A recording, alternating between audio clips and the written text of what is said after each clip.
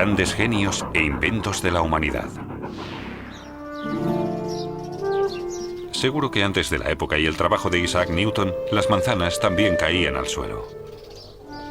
Pero nadie se lo había planteado. Simplemente era así. Isaac Newton se planteó las causas y se preguntó: ¿por qué tiene que caer la manzana siempre perpendicularmente al suelo? ¿Qué fuerza la atrae? En ese contexto, el inglés desarrolló la idea de la gravitación como una fuerza universal que se convertiría en la base de una de sus obras más importantes: Principios matemáticos de la filosofía natural. Isaac Newton y la gravedad.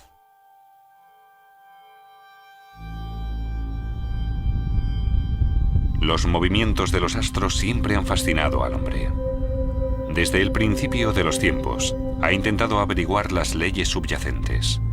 600 años antes de Cristo, el filósofo griego Anaximandro afirmó que la Tierra era un cilindro y que se encontraba en el centro del universo. En su interior ardía el fuego del infierno. Sobre ella se encontraba la bóveda celestial, y detrás de esta ardía otro fuego. A través de unos agujeros en la bóveda celeste translucían las llamas, eran las estrellas. Un paso más lejos fue Claudio Ptolomeo, que vivió en Alejandría en el siglo II después de Cristo.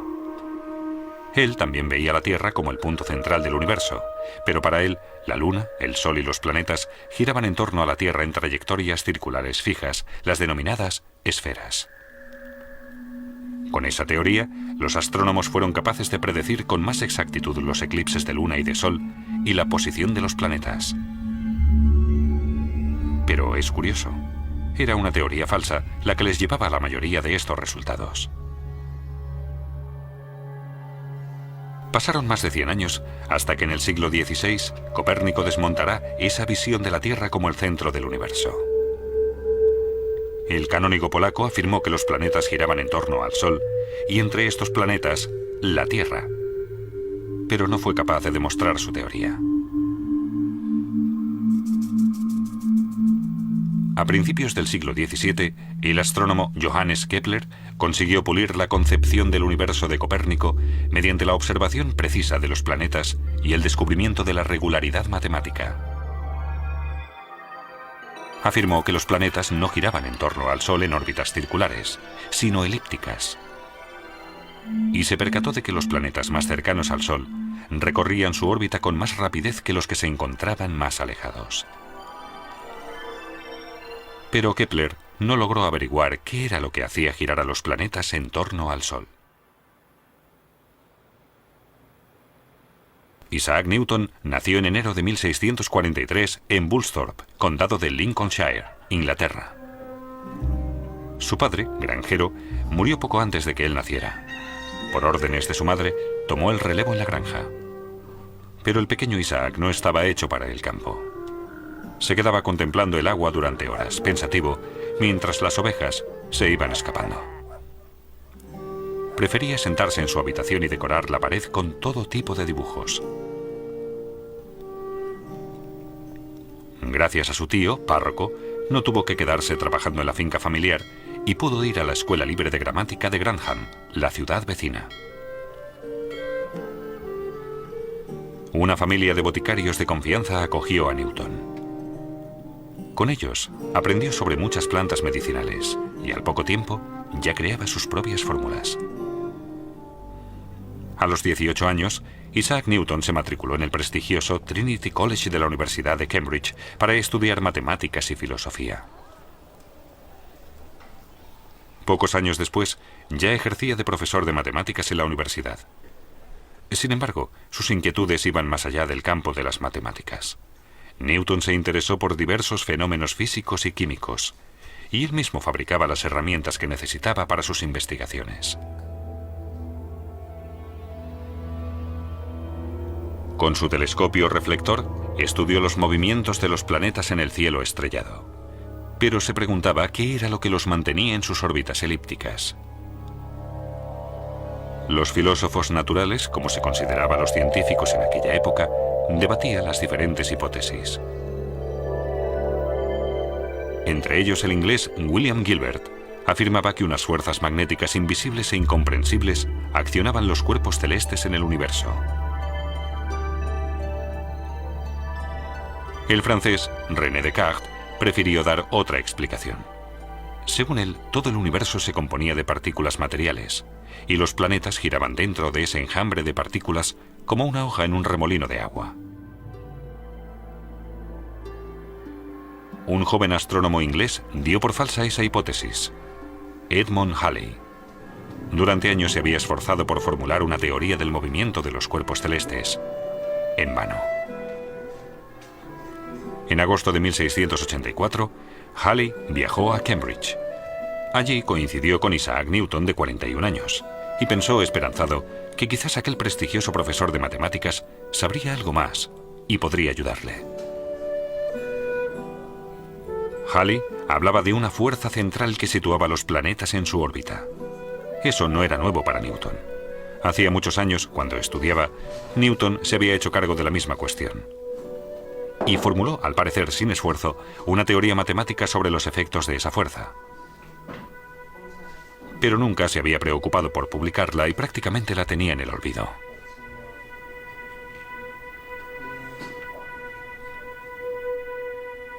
Halley vio la relevancia del trabajo de Newton y le empujó a compilar todas sus teorías en una gran publicación científica. Newton cedió y comenzó a trabajar en sus principios matemáticos de la filosofía natural. Un total de 3 libros, cuya publicación financió el propio Halley 2 años y medio después.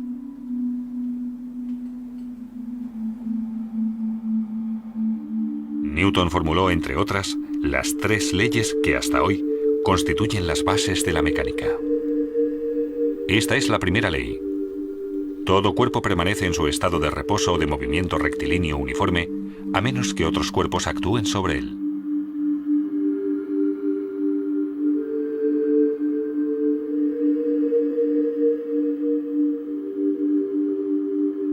Según la segunda ley de Newton, la fuerza neta aplicada sobre un cuerpo es proporcional a la aceleración que adquiere dicho cuerpo.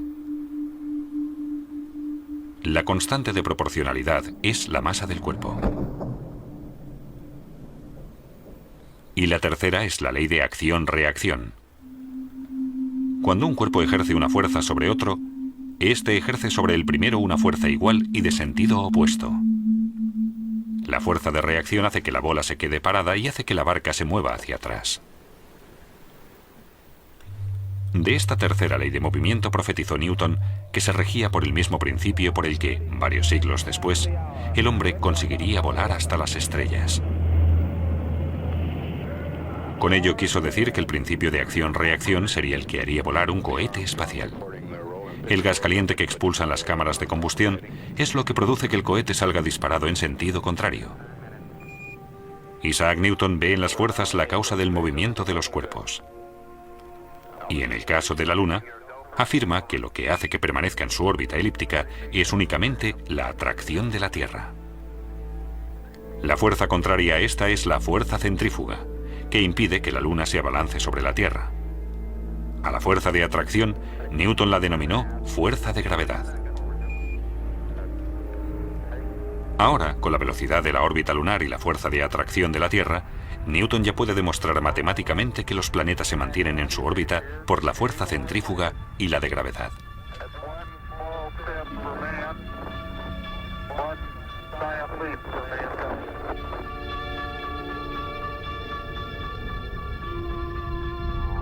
Pero Newton aún no está satisfecho. Y se plantea, si la fuerza de gravedad terrestre atrae la Luna a la Tierra, ¿no podría también la fuerza de gravedad del Sol mantener a la Tierra en su órbita elíptica y la de Júpiter a sus satélites? De ser así, la fuerza de gravedad sería una propiedad común de los cuerpos masivos, aplicable a los movimientos de todos los cuerpos celestes. De esa forma, Newton formuló la ley de la gravitación universal. Con la masa de 2 cuerpos y la distancia existente entre ellos, Newton puede calcular su fuerza de atracción, la denominada fuerza de gravedad. De esa forma es capaz de predecir de forma exacta el movimiento de los cuerpos celestes. Con esos conocimientos se descubrirán, siglos después, nuevos planetas de nuestro sistema solar, Neptuno y Plutón.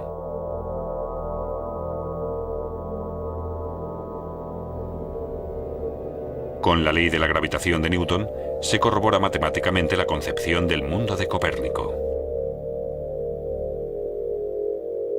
Y por fin, se despejan las dudas sobre la Tierra. La manzana cae siempre perpendicularmente al suelo por la fuerza de gravedad y llega al suelo más rápido que una pluma debido a la resistencia del aire. Con el principio de la fuerza de gravedad, Newton también consigue explicar las mareas, alta y baja. Lo que influye sobre el nivel del mar es la fuerza de gravedad de la Luna. Hasta hoy, la ley de la gravitación de Newton constituye los pilares de la física clásica. Pero a principios del siglo XX llegaron Albert Einstein y su relatividad. El trabajo de Einstein revolucionó nuestra imagen del universo. El físico alemán desmontó la teoría de Newton que afirmaba que el espacio y el tiempo eran independientes uno de otro. Fue más lejos en sus escritos y afirmó que la gravedad influye en el transcurso del tiempo. En un planeta mayor y más pesado, el tiempo transcurre más despacio que en uno más pequeño y ligero. Newton describió la gravedad como una fuerza entre dos cuerpos. Einstein la percibe como una propiedad capaz de alterar el espacio y el tiempo. La gravedad de Einstein no solo afecta a los cuerpos, también tiene influencia sobre las ondas electromagnéticas y, por tanto, sobre la luz.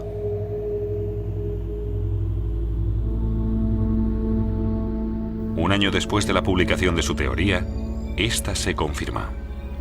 Durante el eclipse de Sol del año 1919, los astrónomos observaron que un rayo de luz de una estrella lejana, como Einstein había augurado, se desvió sobrepasando el Sol.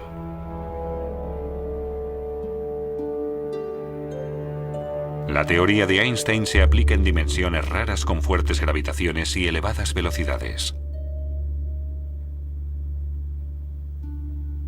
Pero nuestro día a día se rige por la ley de la gravitación de Newton. A los 50 años, Newton puso fin a sus investigaciones científicas. En 1696 se asentó en Londres como director de la Real Casa de la Moneda y luchó contra la falsificación. En reconocimiento por sus aportaciones científicas, en 1705, a la edad de 62 años, la reina Ana le dio un espaldarazo y lo ascendió a la nobleza. Sir Isaac Newton murió a la edad de 84 años en Londres y se le enterró en la abadía de Westminster. En la actualidad, Newton sigue estando entre los científicos más importantes de la humanidad. No solo se le considera el creador de la física clásica. La física moderna también le debe las bases de la acústica y la aerodinámica. En el campo de la óptica, Newton descubrió que la luz se compone de colores espectrales. Y también descubrió los anillos de Newton, un fenómeno característico causado por la reflexión de la luz. A pesar de su éxito, Newton era consciente de las limitaciones de sus conocimientos científicos. En sus apuntes escribió: "No sé lo que puedo parecer al mundo, pero para mí mismo, solo he sido como un niño jugando a la orilla del mar y divirtiéndome al hallar de vez en cuando un guijarro más suave o una concha más hermosa que de costumbre, mientras que el gran océano de la verdad permanecía sin descubrir ante mí".